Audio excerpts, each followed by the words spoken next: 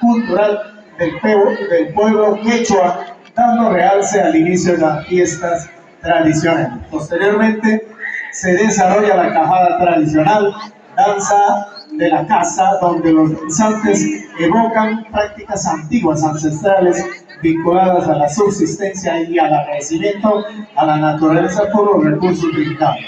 La celebración continúa al día siguiente, día central, en honor a la Santa Rosa, misma patrona espiritual del pueblo, presentándose la adoración y la solemne procesión que recorre las principales calles de la ciudad, acompañado por fe y devoción con los pobladores. Luego, la tradicional entrega del voto viene con alegría, alcanza su máxima expresión con la danza de las carachupas, una representación inspirada en la fauna amazónica que simboliza la estrecha relación entre el hombre y las naturalezas. Seguidamente, toda la comunidad participa del tradicional pato tupina. Finalmente, la imagen de Santa Rosa retorna a la iglesia, marcando el cierre espiritual de la festividad y reafirmando el compromiso del pueblo quechua a la vista de conservar vivas sus tradiciones y costumbres. Con ustedes, señoras y señores, fiesta patronal Santa Rosa Raimi del Huayco, institución educativa Santa Rosa.